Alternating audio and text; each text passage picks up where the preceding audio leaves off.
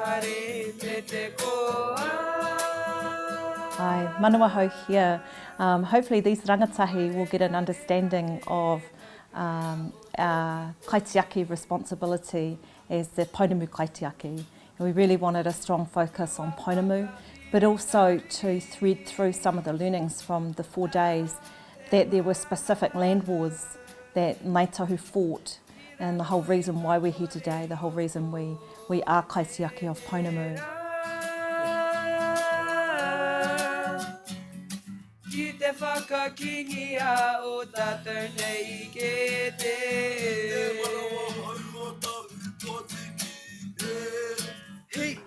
So today we took this Manawa Hou group out to Roto Kaniere, which is a really significant place to us here in Ngāti Waewae, all of Pautini Ngāi Tahu.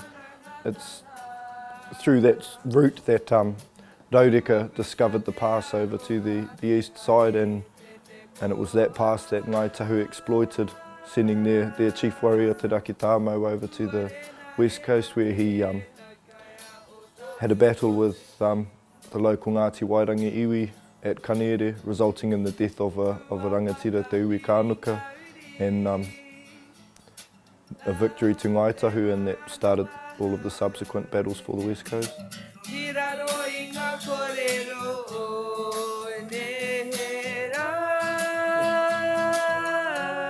So we also took a trip into the Arahura River today to introduce this rōpū to the Arahura River. It's something that's very sacred throughout all of the iwi in New Zealand, because of that kōrero of kupe and the kōrero of Pautini and Pounamu.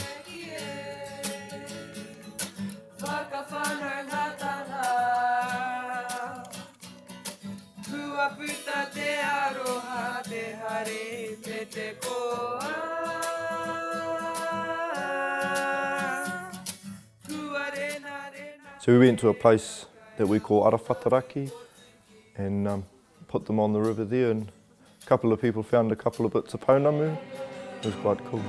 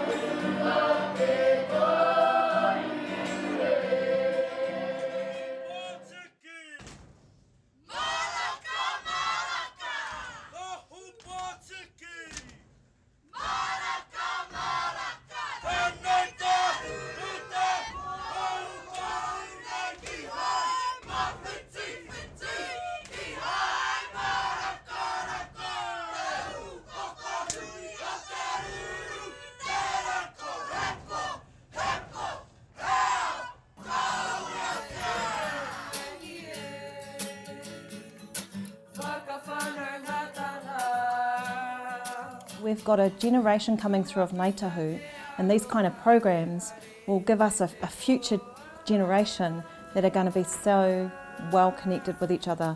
It'd just be a stronger hapu iwi going forward into the future.